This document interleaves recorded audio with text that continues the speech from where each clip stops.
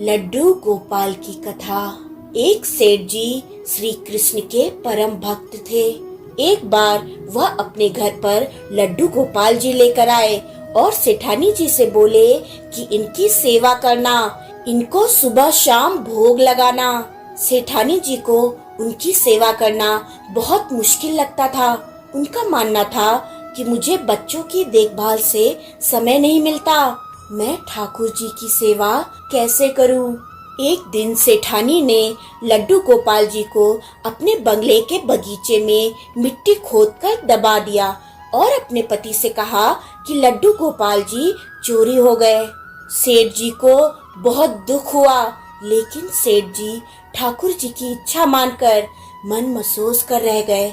उनके घर में एक माली बगीचे की देखभाल के लिए अक्सर आता था।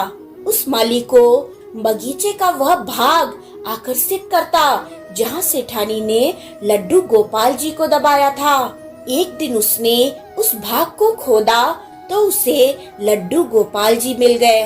वह भागा भागा सेठानी जी के पास गया और उत्साहित होकर सेठानी जी को बताने लगा कि देखिए, मुझे बगीचे में से लड्डू गोपाल जी मिले हैं। सेठानी जी ने उसी समय उसे नौकरी से निकाल दिया और कहा कि अपने लड्डू गोपाल जी को भी साथ में लेते जाओ। सेठानी जी ने आस पड़ोस के घरों में यह बात फैला दी कि यह माली चोर है, इसलिए सभी ने उसे काम से निकाल दिया। सेठानी जी सोचती थी कि कहीं माली बगीचे में से ठाकुर जी के मिलने की बात उसके पति को न बता दे, इसलिए उसने यह सारा षड्यंत्र रचा।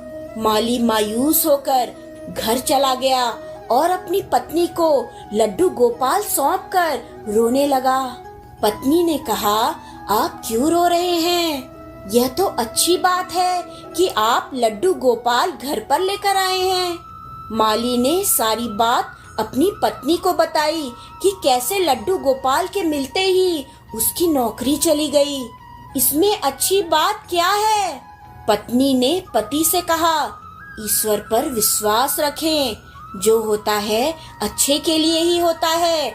इसमें भी उन्होंने कुछ अच्छा ही सोच रखा होगा। मालिन ने लड्डू गोपाल जी को साफ करके स्नान कराया और उन्हें घर के मंदिर में स्थापित करके भोग लगाया।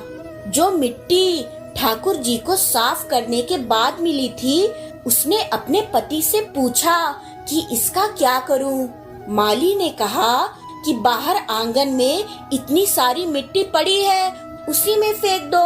पत्नी ने मिट्टी बाहर पड़े ढेर पर फेंक दी। अब माली का 2 वक्त का गुजारा भी बहुत मुश्किल से हो रहा था, क्योंकि उसके चोर होने की झूठी खबर के कारण उसे सभी ने नौकरी से निकाल दिया था। एक दिन एक व्यक्ति उसके घर के बाहर से निकल रहा था।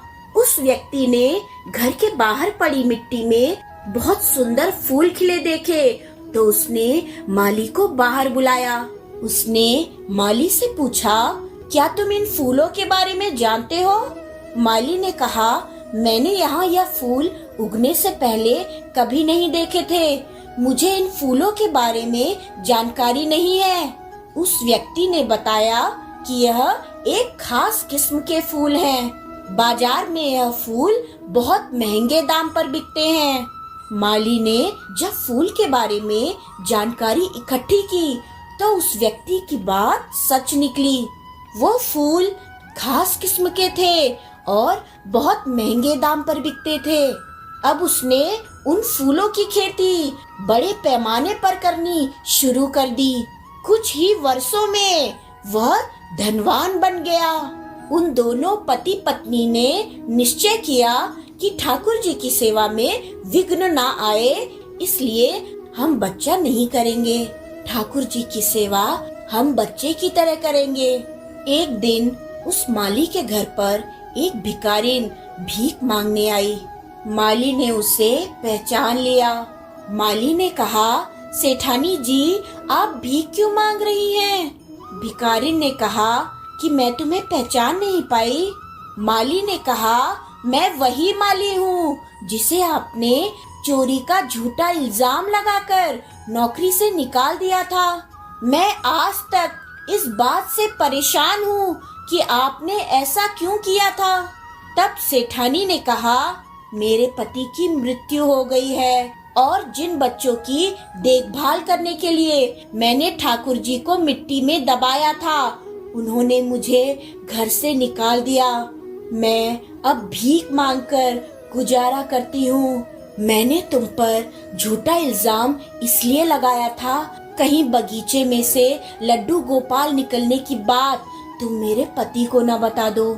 माली ने कहा, अब आप परेशान ना हो, आपकी सेवा मैं करूँगा, क्योंकि कारण चाहे जो भी हो, लेकिन आपकी वजह से मुझे लड्डू गोपाल जी मिले और उन्होंने मेरा जीवन बदल दिया।